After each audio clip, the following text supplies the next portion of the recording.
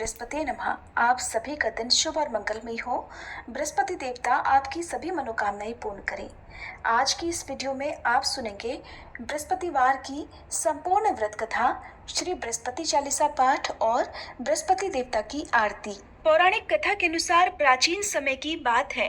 एक बड़ा प्रतापी और दानी राजा था। वह प्रत्येक गुरुवार को व्रत रखता और पूजा किया करता। ये बात उसकी रानी को अच्छी नहीं लगती।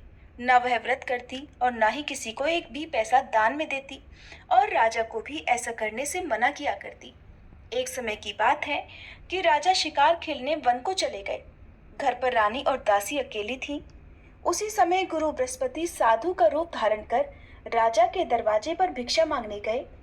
साधु ने रानी से भिक्षा मांगी तब वह कहने लगी, हे साधु महाराज, मैं तो इस दान और पुण्य से तंग आ गई हूँ।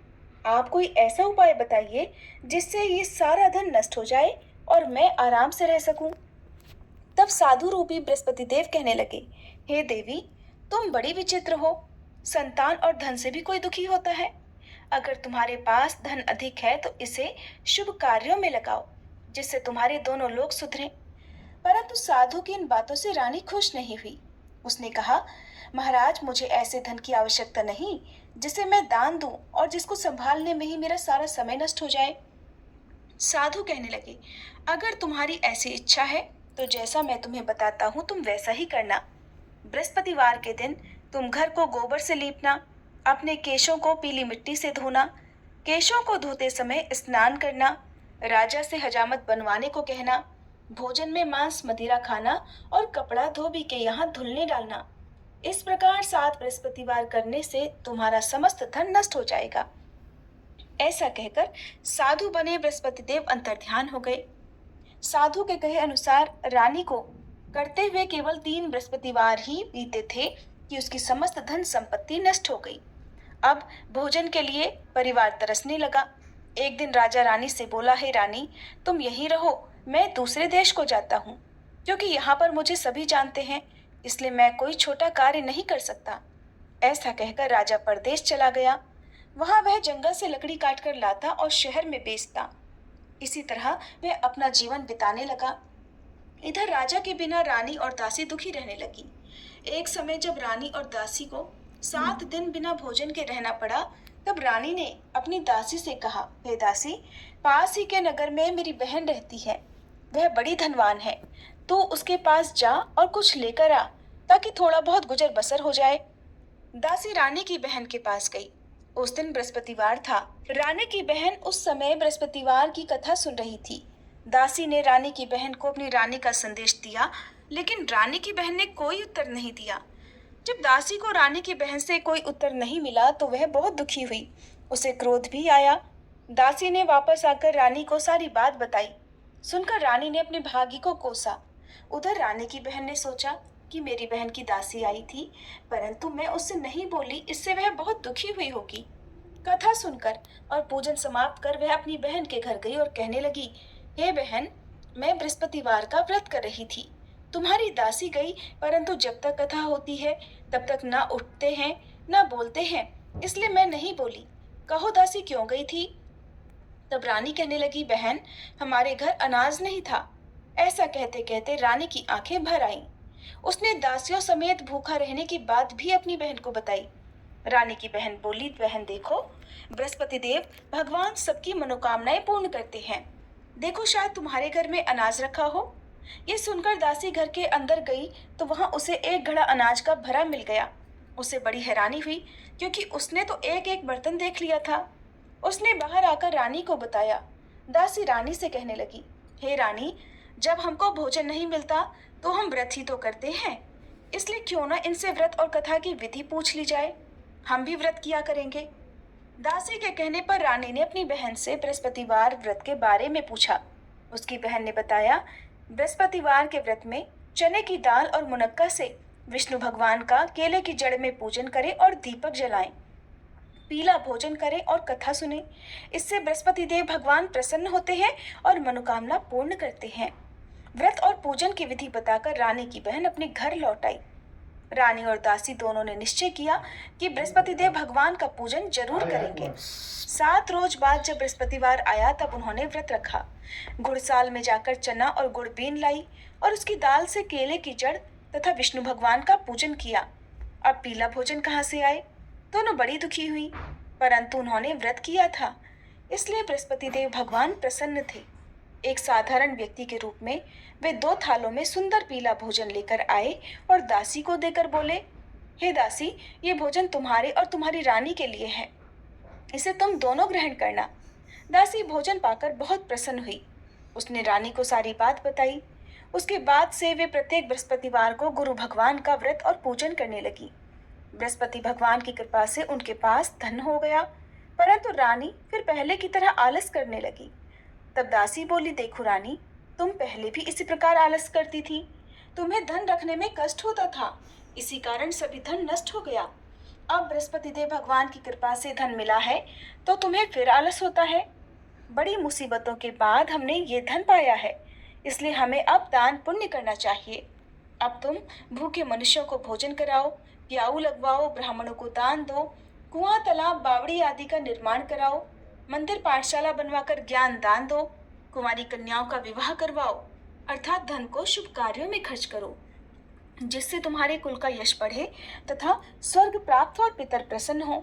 तब दासी की बात मानकर रानी शुभ कर्म करने लगी, जिससे उसका यश फैलने लगा।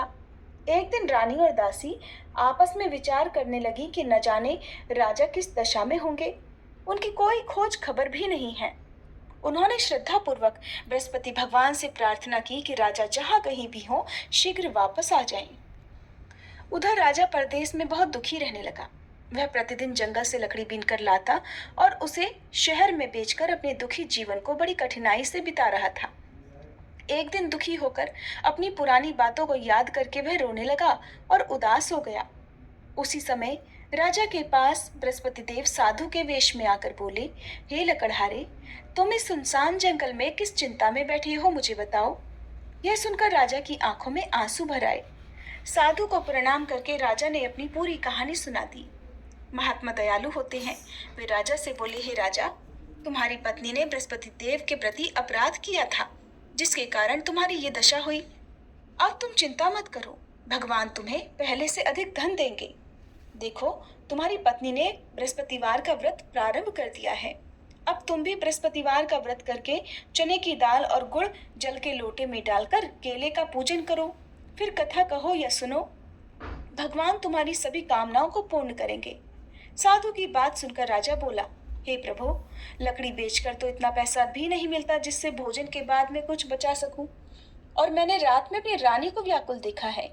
मेरे पास कोई साधन नहीं जिससे उसका समाचार जान सकूं, फिर मैं कौन सी कहानी कहूं, ये भी मुझको नहीं पता। साधु महाराज कहने लगे, हे राजा, मन में बृहस्पति भगवान के पूजन व्रत का निश्चय करो, वे स्वयं तुम्हारे लिए कोई राह बना देंगे। बृहस्पतिवार के दिन तुम रोजाना की तरह लकड़ियां लेकर शहर में जाना। तुम्हें रोज से 2 गुना धन मिलेगा, जिससे तुम भली भांति भोजन कर लोगे और बृहस्पति देव की पूजा का सामान भी आ जाएगा। जो तुमने बृहस्पतिवार की कहानी के बारे में पूछा है वह इस प्रकार है। प्राचीन काल में एक बहुत ही निर्धन ब्राह्मण था। उसके कोई संतान नहीं थी। वह नित्य पूजा पाठ करता, लेकिन उसकी स्त्री ना तो स्नान करती ना किसी देवता का पूजन करती। इस कारण ब्राह्मण देवता बहुत दुखी रहते थे। फिर भगवान की कृपा से ब्राह्मण के यहाँ एक कन्या उत्पन्न हुई। वह कन्या बड़ी होने लगी। प्रातःकाल स्नान करके वह भगवान विष्णु का जप करती, बृहस्पतिवार का व्रत भी करने लगी। पूजा पाठ समाप्त कर पाठशाला जाती तो वह अपनी मुट्ठी में जौ भर के ले जाती और पाठशाला के मार्ग में डालती जाती। लौटते समय वही जौ स्वर्ण के हो जाते तो उनको बीनकर घर ले आती। एक दिन वह बालिका सूप में उन सोने के जौ को फटक कर साफ कर रही थी कि तभी उसकी माँ ने देख लिया और कहने लगी, हे बेटी, सोने के जौ को फटकने के लिए तो सोने का सूप भी होना चाहिए। दूसरे दिन गुरुवार था। कन्या ने व्रत रखा और बृहस्पति देव से सोने का सूप देने की प्रार्थना की। बृहस्पति देव ने उसकी प्रार्थना स्वीकार कर ली। रोजाना की तरह वह कन्या जौ फैलाती हुई पाठशाला चली गई। पाठशाला से लौटकर जब वह जौ बीन रही थी तब बृहस्पति देव की कृपा से उसे सोने का सूप भी मिल गया। उसे वह घर ले आई और उससे जौ साफ करने लगी, परंतु उसकी माँ का वही ढंग रहा। एक दिन की बात है। वह कन्या सोने के सूप में जौ साफ कर रही थी। उसी समय उस नगर का राजकुमार वहां से निकला। कन्या के रूप और कार्य को देखकर वह उस पर मोहित हो गया। राजमहल आकर वह भोजन तथा जल त्याग कर उदास होकर लेट गया। राजा को जब राजकुमार द्वारा अन्न जल त्यागने का समाचार ज्ञात हुआ तब वह अपने मंत्रियों के साथ अपने पुत्र के पास गया और कारण पूछा। राजकुमार ने राजा को उस लड़की के घर का पता भी बता दिया। मंत्री उस लड़की के घर गया। मंत्री ने ब्राह्मण के समक्ष राजा की ओर से निवेदन किया और कुछ ही समय बाद ब्राह्मण की कन्या का विवाह राजकुमार के साथ संपन्न हो गया। कन्या के घर से जाते ही ब्राह्मण देवता के घर में पहले की तरह गरीबी का निवास हो गया। एक दिन दुखी होकर ब्राह्मण अपनी पुत्री से मिलने गए। बेटी ने पिता की दुखी अवस्था को देखा और अपनी माँ का हाल पूछा। ब्राह्मण देवता ने सभी हाल कह सुनाया। तब कन्या ने बहुत सा धन देकर अपने पिता को विदा कर दिया, लेकिन कुछ दिन के बाद फिर वही हाल हो गया। ब्राह्मण फिर अपनी कन्या के यहाँ गया और सभी हाल कहा तो पुत्री बोली, हे पिताजी, आप माताजी को यहाँ लिवा लाओ। मैं उन्हें वह विधि बता दूंगी जिससे गरीबी दूर हो जाए। ब्राह्मण देवता अपनी पत्नी को साथ लेकर अपनी पुत्री के पास राजमहल पहुंचे। तब पुत्री अपनी माँ को समझाने लगी, हे माँ, तुम प्रातःकाल स्नान आदि करके विष्णु भगवान का पूजन करो तो सब दरिद्रता दूर हो जाएगी। परंतु उसकी माँ ने उसकी एक बात भी नहीं मानी। वह प्रातःकाल उठकर अपनी पुत्री की बची जूठन को खा लेती थी। एक दिन उसकी पुत्री को बहुत गुस्सा आया। उसने अपनी माँ को एक कोठरी में बंद कर दिया। प्रातः उसे स्नान आदि करा के पूजा पाठ करवाया तो उसकी माँ की बुद्धि ठीक हो गई। इसके बाद वह नियम से पूजा पाठ करने लगी और प्रत्येक बृहस्पतिवार को व्रत भी रखने लगी। इस व्रत के प्रभाव से मृत्यु के बाद वह स्वर्ग को गई। वह ब्राह्मण देवता भी सुखपूर्वक इस लोक का सुख भोगकर स्वर्ग को प्राप्त हुए। इस तरह कहानी कहकर साधु बने देवता वहां से आलोप हो गए। धीरे धीरे समय बीतने पर फिर बृहस्पतिवार का दिन आया। राजा जंगल से लकड़ी काटकर शहर में बेचने गया। उसे उस दिन और दिनों से अधिक धन मिला। राजा ने चना गुड़ आदि लाकर बृहस्पतिवार का व्रत किया। उस दिन से उसके सभी क्लेश दूर हुए। परंतु जब अगले गुरुवार का दिन आया तो वह बृहस्पतिवार का व्रत करना भूल गया। इसी कारण बृहस्पति भगवान नाराज हो गए। उस दिन उस नगर के राजा ने विशाल यज्ञ का आयोजन किया था तथा अपने समस्त राज्य में घोषणा करवा दी कि सभी मेरे यहाँ भोजन करने आए। किसी के घर चूल्हा न जले और इस आज्ञा को जो न मानेगा उसको फांसी की सजा दी जाएगी। राजा की आज्ञा अनुसार राज्य के सभी निवासी राजा के भोज में सम्मिलित हुए, लेकिन लकड़हारा कुछ देर से पहुंचा, इसलिए राजा उसको अपने साथ महल में ले गए। जब राजा लकड़हारे को भोजन करा रहे थे तब रानी की दृष्टि उस खूंटी पर पड़ी जिस पर उसका हार लटका हुआ था। उसे हार खूंटी पर लटका दिखाई नहीं दिया। रानी को निश्चय हो गया कि मेरा हार इसी लकड़हारे ने चुरा लिया है। उसी समय सैनिकों को बुलवाकर उसको जेल में डलवा दिया। अब लकड़हारा जेल में विचार करने लगा कि न जाने कौन से पूर्व जन्म के कर्म से मुझे ये दुख प्राप्त हुआ है, और जंगल में मिले साधु को याद करने लगा। तत्काल बृहस्पति देव साधु के रूप में प्रकट हो गए और कहने लगे, अरे मूर्ख, तूने बृहस्पति देवता की कथा नहीं की, उसी कारण तुझे ये दुख प्राप्त हुआ है। अब चिंता मत कर, बृहस्पतिवार के दिन जेल खाने के दरवाजे पर तुझे 4 पैसे पड़े मिलेंगे। उनसे तू बृहस्पतिवार की पूजा करना तो तेरे सभी कष्ट दूर हो जाएंगे। अगले बृहस्पतिवार उसे जेल के द्वार पर 4 पैसे मिले। राजा ने पूजा का सामान मंगाकर कथा कही और प्रसाद बांटा। उसी रात में बृहस्पति देव ने उस नगर के राजा को स्वप्न में कहा, हे राजा, तूने जिसे जेल में बंद किया है उसे कल छोड़ देना, वह निर्दोष है। राजा प्रातःकाल उठा और खूंटी पर हार टंगा देखकर लकड़हारे को बुलाकर क्षमा मांगी तथा राजा के योग्य सुंदर वस्त्र आभूषण भेंट कर उसे विदा किया। गुरुदेव की आज्ञा के अनुसार राजा अब अपने नगर को चल दिया। राजा जब नगर के निकट पहुंचा तो उसे बड़ा ही आश्चर्य हुआ। नगर में पहले से अधिक बाग, तालाब और कुएं तथा बहुत सी धर्मशालाएं, मंदिर आदि बने हुए थे। राजा ने पूछा, ये किसका बाग और धर्मशाला है? तब नगर के सभी लोग कहने लगे, ये सब रानी और दासी द्वारा बनवाए गए हैं। राजा को आश्चर्य हुआ और गुस्सा भी आया कि उसकी अनुपस्थिति में रानी के पास धन कहाँ से आया होगा। उधर जब रानी ने ये खबर सुनी कि राजा आ रहे हैं तो उसने अपनी दासी से कहा, हे दासी, देख, राजा हमको कितनी बुरी हालत में छोड़ गए थे। वो हमारी ऐसी हालत देखकर लौट न जाए, इसलिए तू दरवाजे पर खड़ी हो जा। रानी की आज्ञा अनुसार दासी दरवाजे पर खड़ी हो गई और जब राजा आए तो उन्हें अपने साथ महल में लिवा लाई। तब राजा ने क्रोध करके अपनी तलवार निकाली और पूछने लगा, बताओ, ये धन तुम्हें कैसे प्राप्त हुआ? तब रानी ने सारी कथा कह सुनाई। राजा ने निश्चय किया कि मैं रोजाना दिन में 3 बार कहानी कहा करूंगा और रोज ही व्रत किया करूंगा। अब हर समय राजा के दुपट्टे में चने की दाल बंधी रहती तथा दिन में 3 बार कथा कहता। एक रोज राजा ने विचार किया कि चलो अपनी बहन के यहाँ हो आए। इस तरह निश्चय करके वह राजा घोड़े पर सवार होकर अपनी बहन के यहाँ चल दिया।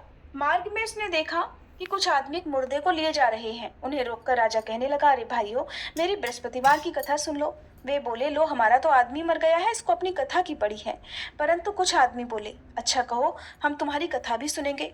राजा ने दाल निकाली और अपनी कथा कहनी शुरू कर दी। जब कथा आधी हुई तो मुर्दा हिलने लगा। जब कथा समाप्त हुई तो राम राम करके वह मनुष्य खड़ा हो गया। राजा आगे बढ़ा। उसे चलते चलते शाम हो गई। आगे मार्ग में उसे एक किसान खेत में हल चलाता मिला। राजा ने उससे भी कथा सुनने का आग्रह किया, लेकिन वह नहीं माना। राजा आगे चल पड़ा। राजा के हटते ही बैल पछाड़ खाकर गिर गए और किसान के पेट में बहुत जोर से दर्द होने लगा। उसी समय किसान की माँ रोटी लेकर आई। उसने जब देखा तो अपने पुत्र से सब हाल पूछा। बेटे ने सभी हाल बता दिया। बुढ़िया दौड़ी दौड़ी उस घुड़सवार के पास पहुंची और उससे बोली, मैं तेरी कथा सुनूंगी, तू अपनी कथा मेरे खेत पर ही चलकर कहना। तब राजा ने लौटकर बुढ़िया के खेत पर जाकर कथा कही, जिसके सुनते ही बैल खड़े हो गए तथा किसान के पेट का दर्द भी बंद हो गया। अब राजा अपनी बहन के घर पहुंच गया। बहन ने भाई की खूब मेहमानी की। दूसरे रोज प्रातःकाल राजा जगा तो वह देखने लगा कि सब लोग भोजन कर रहे हैं। राजा ने अपनी बहन से पूछा कि ऐसा कोई मनुष्य है जिसने भोजन ना किया हो, जो मेरी बृहस्पतिवार की कथा सुन ले। तब बहन बोली, है भैया, ये देश ऐसा ही है। यहाँ लोग पहले भोजन करते हैं, बाद में कोई अन्य काम करते हैं। फिर वह एक कुम्हार के घर गई जिसका लड़का बीमार था। उसे मालूम हुआ कि उसके यहाँ 3 दिन से किसी ने भोजन नहीं किया है। रानी ने अपने भाई की कथा सुनने के लिए कुम्हार से कहा, तब वह तैयार हो गया।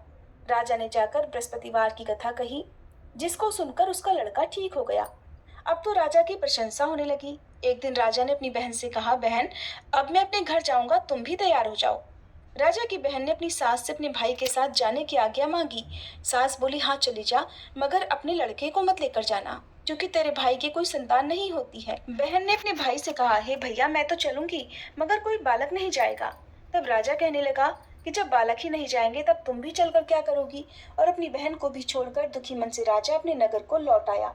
राजा ने अपनी रानी से सारी कथा बताई और बिना भोजन किए वह शैया पर लेट गया। रानी बोली, हे प्रभु, बृहस्पति देव ने हमें सब कुछ दिया है, वे हमें संतान भी अवश्य देंगे। उसी रात बृहस्पति देव ने राजा को स्वप्न में कहा, हे राजा, उठ, सभी सोच त्याग दे, तेरी रानी गर्भ से है।